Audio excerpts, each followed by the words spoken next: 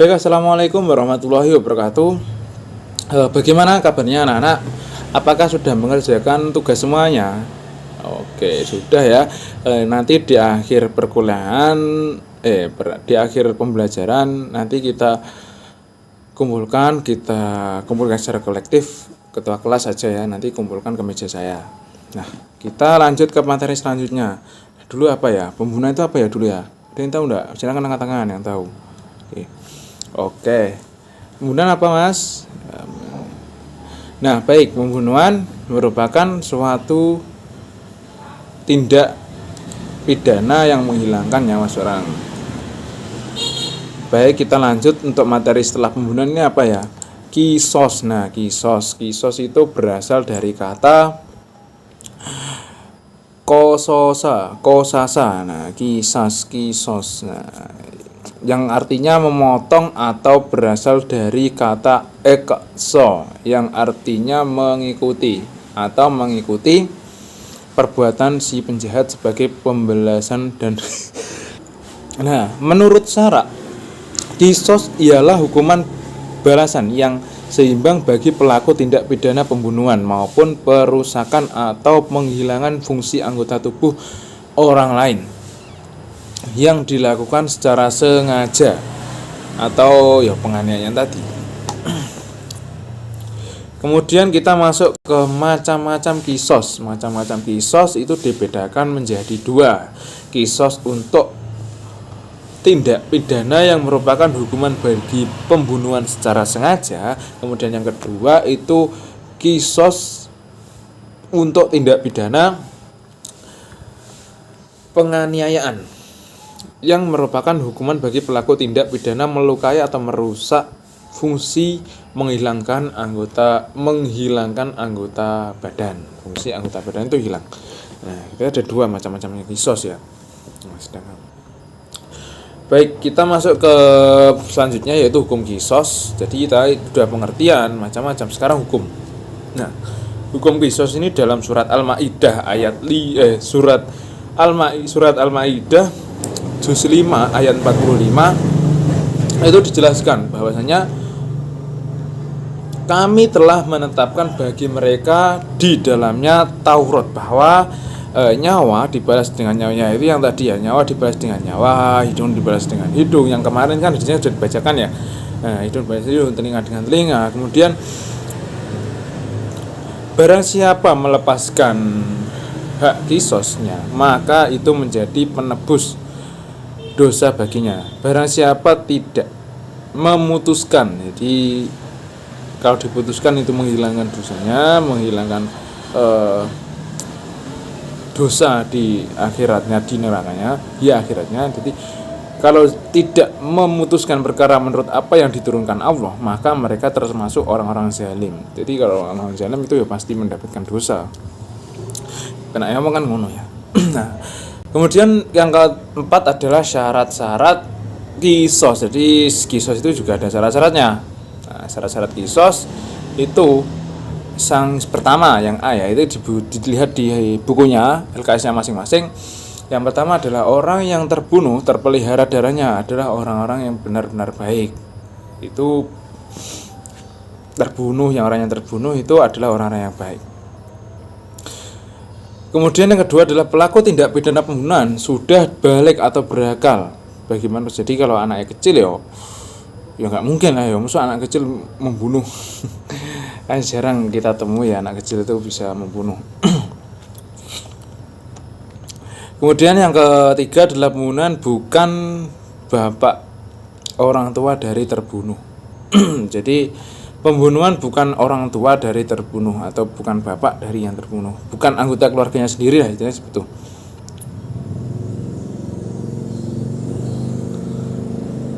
Nah,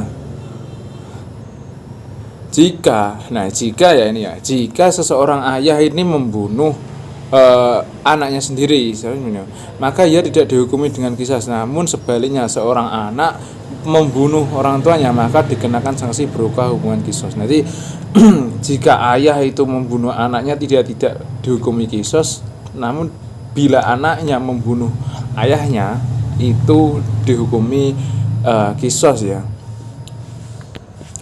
Kemudian orang-orang yang dibunuh sama derajatnya dengan orang yang membunuh, seperti muslim dengan muslim, merdeka dengan merdeka, dan hamba dengan hamba. Lantas bagaimana Pak kalau berbeda istilahnya agama? Nah itu nanti beda lagi ya urusannya kan. Ini kan hukum Islam ya. Kalau nanti orang Kristen dihukum Islam kan ya tidak mau, dia mempunyai hukum sendiri. Maka kita ambil jalan tengahnya ya, mungkin melalui persidangan kepolisian seperti itu. Nah, kisos yang dilakukan dalam hal sama, jiwa dengan jiwa, mata dengan mata, yang lain sebagainya dan lain sebagainya. Nah, hikmah kisos, kita masuk ke hikmah kisos. Nah, hikmah kisos di sini ada 3 yang dapat saya tangkap. Itu kisos ini dapat dijadikan suatu pelajaran bahwa keadilan, itu harus ditegakkan. Nah, kemudian yang kedua adalah memelihara keamanan dan ketertiban. Jadi kisos ini dapat membuat keamanan dan ketertiban semua orang. Kemudian yang ketiga ini adalah dapat mencegah pertentangan antara permusuhan antara kaum muslimin dan dapat mencegah adanya pertumpahan darah dari orang-orang atau dari kaum muslimin itu sendiri. Baik, selanjutnya kalau kisos tadi itu kan membahas tentang balasan atas apa yang setimpal ya. Kalau diyat ini denda, dia mengganti rugi. Jadi kalau hukuman pembunuhan tadi ya tidak, jika kisos itu dimaafkan maka wajib membayarkan diyat dan kafarat. Nah, sekarang kita membahas diyat. Diyat itu apa sih? Nah, kita lihat di PPT ya. Di PPT itu kita bahas tentang diyat. Diyat itu secara bahasa yaitu denda atau mengganti rugi atau ganti rugi, istilahnya seperti itu. Nah, secara istilah diyat merupakan jumlah harta yang wajib diberikan kepada korban atau keluarga korban dengan tindak pidana pembunuhan maupun penganiayaan. Jadi diyat ini wajib diberikan kepada korban pembunuhan atau penganiayaan. Nah, seperti itu secara pendeknya. Kemudian sebab-sebab diterapkannya diyat. Nah, ada sebabnya. Jadi diyat ini tidak asal-asalan kok. Ibaratnya nyowoto sampai kok moro-moro ditetapkan diyat. Oh, tak denda iki kudu marek iki. Nah, itu enggak seperti itu ya. Diyatnya seperti ini. Diyat itu ada sebab. Lihat di modul ya, lebih lengkap ya. Yang pertama adalah diyat pembunuhan disengaja, itu melakukan pelakunya dimaafkan oleh keluarga korban atau wali. Kemudian pembunuhan seperti sengaja, pembunuhan karena kesalahan atau pembunuhan tidak sengaja. Pembunuhan yang melarikan diri akan tetapi dirinya sudah diketahui secara jelas. Kisos sulit dilaksanakan. Maksudnya kisos sulit dilaksanakan ini terjadi pada tindak pidana penganiayaan yang tindak pidananya terkait dengan melukai, merusak fungsi atau menghilangkan anggota badan.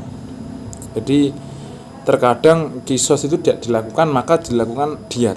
Nah, diyat ini ya tadi kita harus mengganti rugi dengan beberapa tingkatan. Nanti ada macam-macamnya diyat. Jadi pembunuhan iku kok diyat ngene, pembunuhan secara sengaja kuwi penghiyate kok ngene, ngono. Macam-macam diyat ya. Macam-macam diyat itu ada 2, diyat mughaladah dan diyat mukhafafah. Nah, diyat mughaladah itu diyat yang membayarkan 100 ekor unta. Nah, itu ada rinciannya kan di situ. 30 ekor hikoh unta betina. Jadi hikoh itu unta betina. Jazaah itu unta betina juga yang umurnya 4 sampai 5 tahun. Sedangkan yang hikoh tadi kan 3 sampai 5 tahun, 40 ekor khilfah atau unta yang sedang hamil. Wah, ayo susah banget iki ya, wangel-angel rek. Nah, yang wajib membayarkan diyat mughaladah itu adalah pelaku tindak pidana pembunuhan. Jadi oleh orang bunuh ya ora usah bayar ya. Jadi kemudian pelaku tindak pidana pembunuhan seperti sengaja. seperti sengaja, itu dietnya mughaladzah atau diet berat.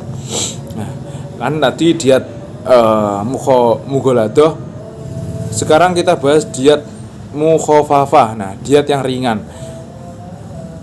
Diet yang ringan ini dibayarkan keluarganya yang berupa 100 ekor unta. Nah, sama juga. Cuman nanti kalau yang mughaladzah juga 100 ekor unta, kalau yang mukhafafah itu juga 100 ekor unta. Nah, namun berbeda perinciannya. Jadi perinciannya itu berbeda.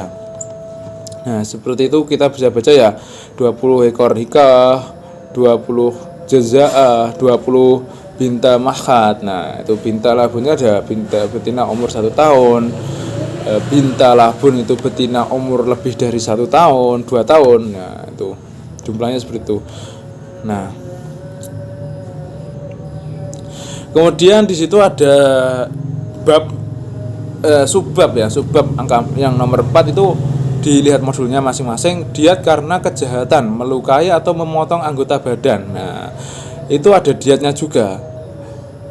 Yang pertama, nah berikut penjelasan ringkasannya. Jadi di buku kan sudah jelaskan. Itu yang pertama, wajib membayar 1 diet penuh berupa 100 ekor unta apabila seseorang menghilangkan anggota badan tunggal seperti lidah, hidung, kemaluan dan laki-laki, dan sepasang anggota badan, sepasang mata, telinga, dan lain sebagainya. Nah, wajib membayar setengah diet berupa 50 ekor unta jika, jadi kalau 100 ekor unta itu jika menghilangkan anggota badan yang tadi. Nah, wajib membayar setengah diet berupa 50 ekor unta jika seseorang memotong salah satu anggota badan yang berpasangan, semisal 1 tangan, 1 kaki. Jadi ilangnya sitok. Lek sing diet 100 unta memang ilangi kiwa tangan kanan kiri, misal tangan kanan kiri, mata kanan kiri, telinga kanan kiri, seperti itu ya.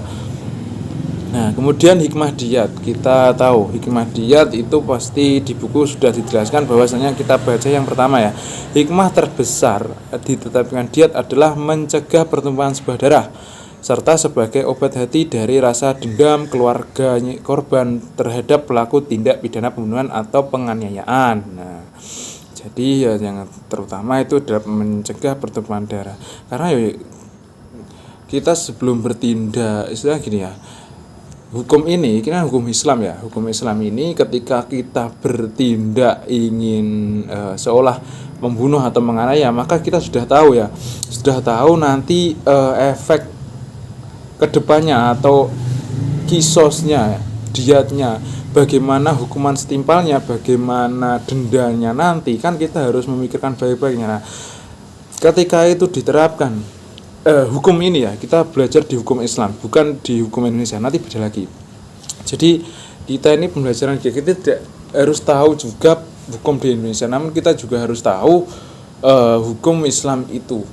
Ya memang hukum ini tidak diterapkan di Indonesia ya. Hukum ini diterapkan di negara-negara khilafah atau negara-negara yang Islam, istilahnya ya Arab ya, sebenarnya Arab. Di sana itu orang yang istilahnya mencuri. Kalau mencuri kan potong tangan ya, mencuri kedua kali kaki kiri, seperti itu. Di sana itu mencuri yang kisosnya atau hukumannya itu potong tangan. Di sana itu jarang sekali ada orang yang curi. Jadi ya memang berat sekali hukum Islam itu. Nah, kayak di Indonesia itu jangan dibawa di Indonesia ya. Di Indonesia itu beda lagi. Kalau di Indonesia kan pembunuhan dan penganiayaan nanti dipersidangkan, kemudian hukumannya adalah penjara ya, penjara sama denda, seperti itu biasanya. Nah, maka kita saat ini kita belajar secara hukum Islam ya. Memang nanti yo apa to iki ke depane, yo kita tahu, kita hikmah yo ngerti rek Islami ngene iki. Islami menjaga kehormatan kita, menjaga. Jadi wong iki malah sing nah kali engko lek ngono engko malah ngene kan yo, dia juga tahu ya, istilahnya seperti itu. Baik, materinya itu saja. Nanti kita yang tugas kemarin dikumpulkan ya, tugas kemarin dikumpulkan. Kemudian untuk materi selanjutnya ada tugas ya, ada tugas kelompok. Itu seperti kemarin beda lagi, ini tugas kelompoknya membuat min mapping ya, jadi itu kelompok. Jadi sampean bagi terserah di lembaran Buffalo mungkin ya, itu membuat min mapping. Kemudian untuk tugas individunya tetap mengerjakan ABC-an ya, ABC-an untuk nanti bisa ABC-an ini dimanfaatkan untuk ujian harian ya, ujian harian. Jadi ujian harian biasanya tak ambilkan dari ABC-an untuk mempermudah saja ya, jangan persulit. Baik itu saja, ada kurang lebihnya Bapak mohon maaf. Wassalamualaikum warahmatullahi wabarakatuh.